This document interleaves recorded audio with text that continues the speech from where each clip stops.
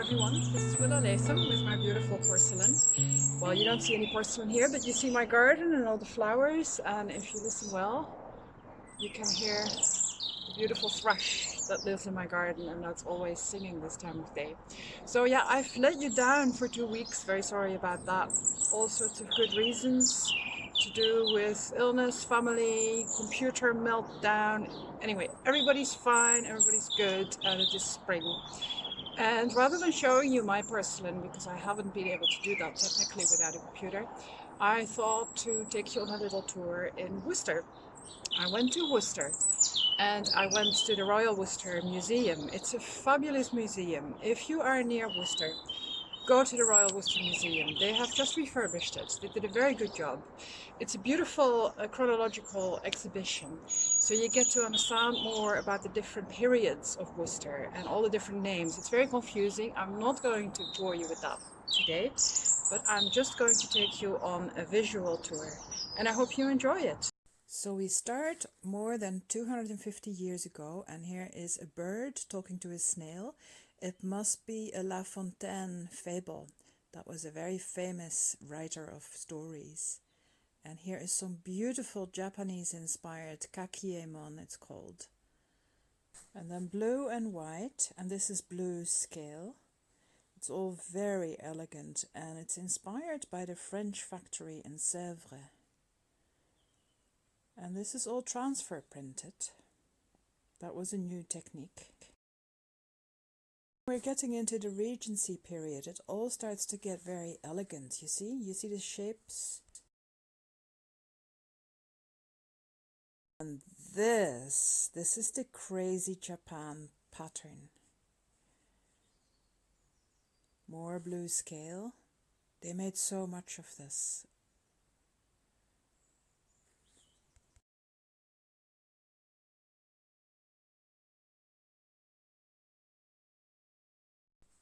And here's more La Fontaine fables. All these animals talking to each other. And this is a wonderful fantasy animal. I've never seen this, no idea what this is. It's pure fantasy. And remember this? I used to have one like that. I did a video about it and it was sold a while ago. Isn't that gorgeous? Now this is where we enter into the Regency period. There was suddenly a lot more money around, and you can see it, right? The paintings are elaborate, all the gilt, all the shapes are more generous. And this is the Rococo Revival, when all the strange shapes came in. Everything was shaped as if it grew in your back garden. Now we have arrived at one of the top pieces of this museum. It is a reticulated vase made by George Owen. And nobody knows how he managed to make this with his own hands. It is almost impossible. He was the only person ever who was able to make this. Look at the detail. It's all reticulated, it's all double walled. This one has some repairs.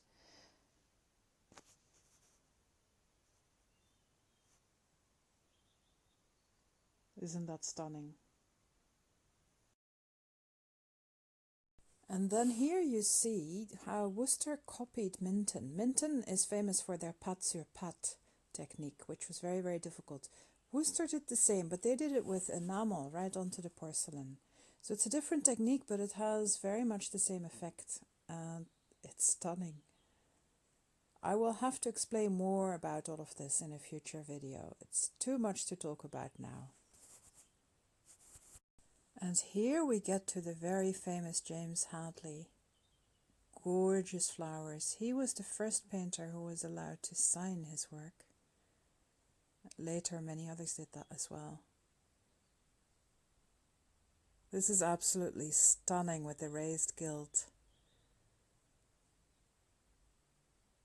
And I apologize for the bad quality video. Lastly, some Worcester fruit. Many of you will have seen that. It became very popular in the 20th century. Beautifully painted. It's not my favorite. This is my favorite. More La Fontaine fables. What are they all up to, those animals? I'll have to read it for you and explain it more in the future. So I hope you enjoyed that. I will show you a lot more Worcester in the future from all the different periods. I have quite a few nice pieces. I also went on a buying trip last week, so I have lots of great new stock coming out in the coming period. And you can find me at gentlerattleofchina.com. I'm every day on Instagram and once a week on YouTube. And please subscribe if you want to follow me. Thank you for watching. See you next week.